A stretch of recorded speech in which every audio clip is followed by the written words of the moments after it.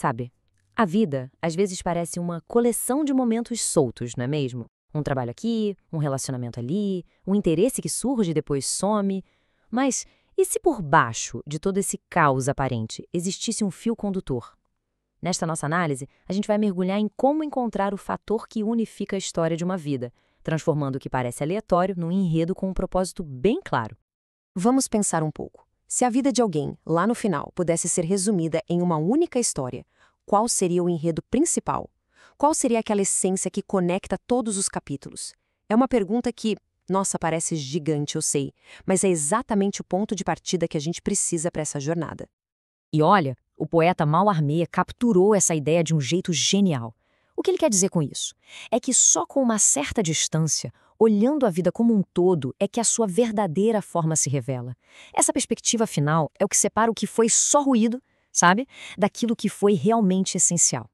E essa busca por uma narrativa de vida que faça sentido, que tenha um significado, isso é uma jornada universal. É a grande pergunta que, de um jeito ou de outro, todos nós encaramos ao longo da vida. Essa sensação de fragmentação é muito comum. Um dia, nosso foco total é a carreira. No outro, é uma questão de família que toma conta. Depois surge um interesse passageiro. A vida parece que nos puxa para 1000 direções diferentes. O grande desafio, então, é pegar essa confusão de setas e transformar tudo num único caminho, num projeto de vida coeso. E para ajudar a gente a encontrar esse fio condutor, existe uma ferramenta mental muito, mas muito poderosa. É um exercício de imaginação, mas que tem um impacto bem real no jeito como a gente enxerga nosso próprio caminho. Essa ferramenta é o exercício do obituário. A proposta é a seguinte: se projetar lá para o fim da vida e se perguntar: que resumo eu gostaria que fosse escrito sobre a pessoa que eu fui? O ponto-chave aqui não é listar conquistas, mas sim descrever o caráter, sabe? A pessoa que se aspirava a ser, na sua versão mais autêntica e realizada. E como é que isso funciona na prática? Bom, primeiro, se projetar para o futuro nos liberta um pouco das preocupações do agora. Segundo, escrever como se fosse outra pessoa falando ajuda a gente a ser mais honesto, a sair da nossa própria cabeça. Terceiro, focar na versão mais realizada nos conecta com o que a gente valoriza de verdade, não com sucessos superficiais. E por último, ter que ser breve nos força a ir direto ao ponto, a encontrar a essência do que realmente importa. E aqui tem um ponto que é fundamental. Esse exercício não é sobre se imaginar famoso ou reconhecido. Pode ser sobre ter sido um bom pai, um amigo leal, alguém que cultivou a paciência ou a coragem ao longo dos anos. O foco é totalmente no caráter, nos valores que realmente importam para cada um de nós. Então, quando a gente faz esse exercício, começa a surgir um ideal, uma imagem unificada de vida. E é justamente essa imagem que vai entrar em conflito direto com o caos do dia a dia. E aqui a gente vê o grande conflito da vida. De um lado tem a unidade, o nosso projeto de vida, o fator que nos unifica. Do outro, a multiplicidade. As situações do dia a dia, os encontros que não planejamos, as dificuldades, as oportunidades que surgem. A vida se torna essa tensão constante entre o nosso propósito e o risco da gente se dissolver no meio do caos das circunstâncias. Essa frase resume a história toda, né? Esse sonho ou esse fator unificador bem definido desde o começo é o que permite navegar pela multiplicidade toda sem se perder. É isso que transforma uma sequência de eventos aleatórios em uma jornada com propósito. Mas e quando as circunstâncias são terríveis? E se os obstáculos parecem destruir completamente o nosso projeto de vida? Pois é, aqui a gente entra numa ideia ainda mais poderosa. A de que as circunstâncias não são inimigas, mas sim a matéria-prima da nossa história.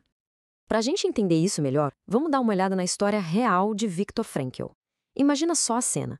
Um jovem psiquiatra em Viena, com um visto para ir para os Estados Unidos na mão, a chance da vida dele, só que os pais dele, já idosos, ficariam para trás sozinhos. Ele se viu numa escolha que parecia impossível. E aí, depois de um sinal que ele interpretou como algo maior, ele decide ficar. O resultado parece catastrófico. Ele e toda a família são levados para campos de concentração. Do ponto de vista do projeto de vida dele, parecia o fim de tudo, uma ruptura total. Só que o que acontece é exatamente o oposto. A experiência no campo de concentração se tornou a fonte, a matéria-prima de toda a sua obra.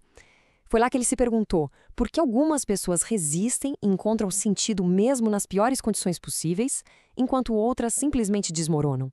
Aquele obstáculo terrível não destruiu o projeto dele. Na verdade, ele deu a substância para o trabalho de uma vida inteira. E isso se conecta perfeitamente com a frase do filósofo Ortega y Gasset. Não se trata de lutar contra as circunstâncias, mas de reabsorvê-las, de integrá-las à nossa história. Aquele evento que parecia ser a coisa mais hostil ao projeto dele se tornou a inspiração central. O destino é feito daquilo que a gente faz com o que acontece com a gente. Agora, para integrar as circunstâncias dessa forma, é preciso autoconhecimento, é preciso ser capaz de contar a própria história com fidelidade. E isso nos leva ao nosso último ponto. Como é que a gente se torna um autor confiável da nossa própria vida? Aqui a gente entra no desafio final. Pensa assim, cada um de nós tem uma experiência de vida que é absolutamente única. Só que a ferramenta que a gente usa para contar essa história, a linguagem, é coletiva. Está cheia de palavras e ideias que não são nossas. Como é que a gente pode usar essa ferramenta pública para expressar uma verdade que é totalmente particular? E os obstáculos para isso estão por toda parte. Os clichês, as opiniões prontas que a gente absorve da cultura, as frases feitas. Tudo isso funciona como um filtro, distorcendo a nossa própria experiência. O perigo é a gente acabar narrando a vida que nos disseram para ter, em vez daquela que a gente realmente viveu e sentiu. Então, no fim das contas, o X da questão é esse aqui. O objetivo é alcançar uma sinceridade radical consigo mesmo. É se tornar uma testemunha fiel da própria vida, capaz de narrar a própria experiência sem as distorções da linguagem de segunda mão. É um momento em que o que a gente sente e o que a gente expressa entram em total sintonia. No final, tudo se resume a isso. Buscar um fator que unifica, integrar as circunstâncias, encontrar uma voz autêntica.